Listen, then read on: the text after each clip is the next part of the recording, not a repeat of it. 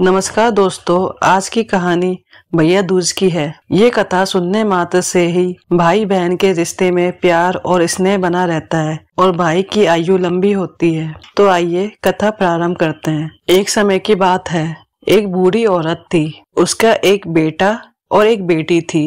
बेटी की शादी हो चुकी थी। एक दिन भाई दूज के त्योहार पर बेटे ने माँ से कहा कि वह बहन के घर जाना चाहता है। तो उसकी माँ ने कहा, हम बहुत गरीब हैं, तू अपनी बहन के घर क्या लेकर जाएगा? तू उसके घर जाकर क्या करेगा? लेकिन बेटे के बहुत आग्रह करने पर उसकी बूढ़ी माँ ने उसे जाने की अनुमति दे दी। जब वह अपनी बहन से मिलने के लिए अपने घर से निकला तो रास्ते में उसे एक नदी मिली। तो नदी ने कहा, मैं तेरा काल हूँ, मैं तुझे डुबाऊंगी। तब भाई ने कहा, मैं कई साल बाद अपनी बहन से मिलने जा रहा हूँ, उसे मिलकर आने दो, फिर वापस आते वक्त तुम मुझे डुबो देना। ऐसा सुनकर नदी मान जाती है और उसे रास्ता दे देती है। भाई थोड़ा और आगे बढ़ता है तो रास्ते में उसे एक सांप मिलता है। सांप कहता है, मैं तुझे डसूंगा। तब भाई कहता है, पहले मुझे अपनी बहन से मिलकर टीका लगवा लेने दो, फिर तुम मुझे डस लेना। फिर सर्प भी उसे रास्ता दे देता है। फिर आगे जाते समय उसे जंगल में एक शेर मिलता है।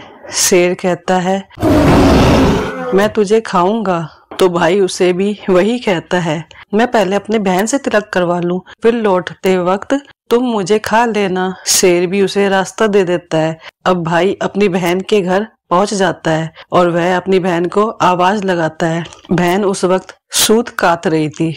तब उसका सूत बीच में ही टूट जाता है। ऐसी मान्यता है कि यदि सूत काटते वक्त सूत बीच में ही टूट जाए तो जिस बहन के इकलौता भाई होता है तो जब तक सूत जुड़ नहीं जाता वह बोलती नहीं है। भाई की आवाज सुनकर जब बहन कोई जवाब नहीं देती तो उसका भाई घर के बाहर खड़ा सोचता है कि मैं बहुत गरीब हूँ, शायद इसलिए मेरी बहन मुझसे बात नहीं करना चाहती, मुझे यहाँ आना ही नहीं चाहिए था।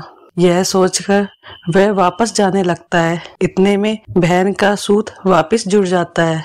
वह भाई को आवाज देती है और उसे बात न करने का कारण बताती है और उसे प्यार से घर के अंदर ले आती है और फिर जाकर अपनी पड़ोसन से पूछती है, कोई जान से भी प्यारा मेहमान आए तो क्या करना चाहिए? पड़ोसन उसकी खुशी देखकर जल बुन जाती है और मजाक में कह देती है कि तेल में चौका लगाना चाहिए और घी में चावल पकाने चाहिए। वह पड़ोसन का मजाक नहीं समझ पाती और ऐसा ही करती है।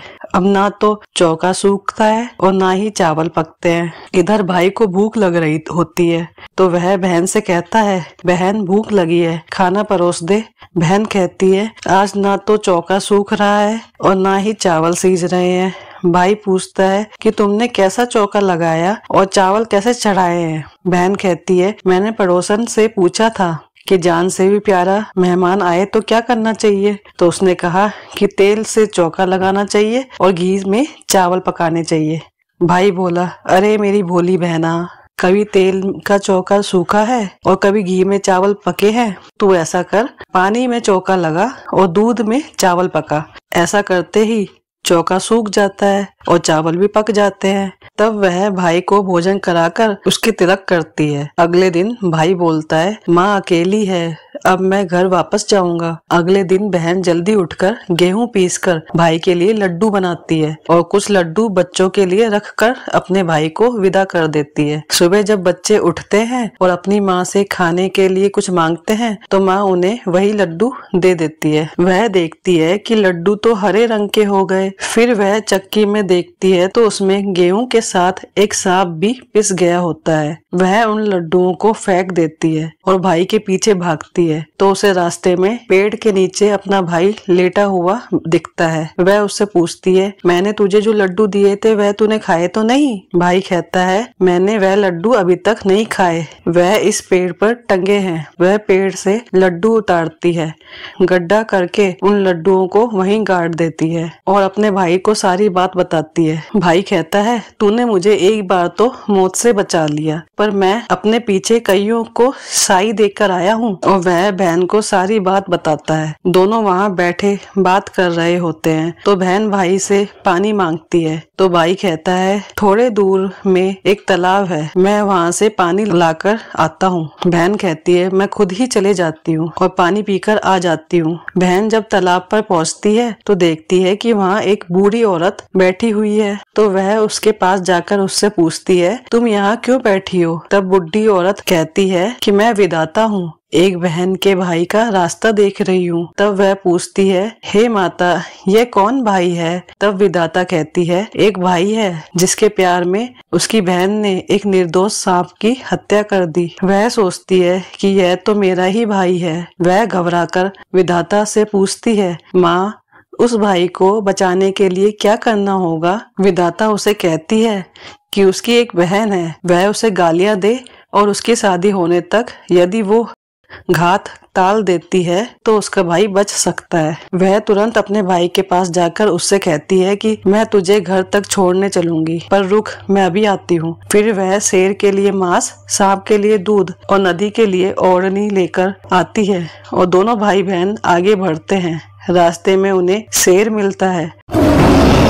जब वह भाई को खाने के लिए आता है तो बहन उसे मांस का टुकड़ा डाल देती है। शेर मांस के टुकड़े खाने लग जाता है और दोनों भाई बहन आगे बढ़ जाते हैं। आगे उन्हें एक सांप मिलता है। जैसे ही सांप उसके भाई को डसने आता है तो बहन दूध का कटोरा सांप के आगे रखती है। सांप दूध पीने लग जाता है और दोनों फिर से आगे बढ़ जाते हैं। रास्ते में आगे चलकर उन्हें नदी मिलती है जो भाई को डुबाने के लिए तैयार रहती है तो बहन नदी को ओढ़नी उड़ा देती है। खुश होकर नदी उन्हें रास्ता दे देती है। अब दोनों भाई बहन अपने घर पहुंच जाते हैं। अपनी बेटी को देखकर माँ बहुत खुश हो जाती है, पर बहन उसी समय अपने भाई को गाली देने लगती है। तब माँ कहती है इसको यहाँ क्यों ले आया।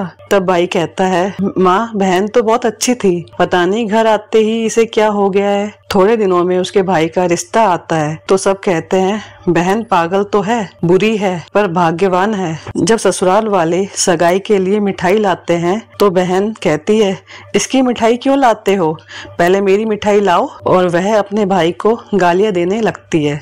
सगाई शुरू हो जाती है तो वहाँ आग लग जाती है। बहन को तो पहले से ही पता था कि उसके भाई की घात है और वह तुरंत ही आग बुझा देती है। शादी के हर कार्यक्रम में बहन अपने भाई के साथ ही रहती है। जब भाई की निकासी होने लगती है तो बहन बोलती है अरे इसकी निकासी क्यों करते हो, पहले मेरी निकासी करो और इसे आगे के दरवाजे से मत लेकर जाओ, पीछे के दरवाजे से लेकर जाओ। और इतना कहते ही आगे का दरवाजा टूट जाता है। सब कहते हैं भले ही बहन कलिया है पर बराबर भाई की जान बचा रही है। जब भाई फेरों में बैठता है तो बहन फिर उसे गाली देने लगती है और कहती है इसकी जगह मैं फेरों पर बैठूंगी। इसके बाद दूल्हा दुल्हन की रात जगती है तो बहन कहती है इसकी नहीं, पहले मेरी रात जगाओ। फिर लोग कहते हैं बीच में पर्दा लगाकर इसे भी साथ में सुला दो। रात में जब भाई भाभी सो जाते हैं तो रात को वहाँ एक सांप आता है। बहन को तो पहले से ही पता था कि कुछ होने वाला है,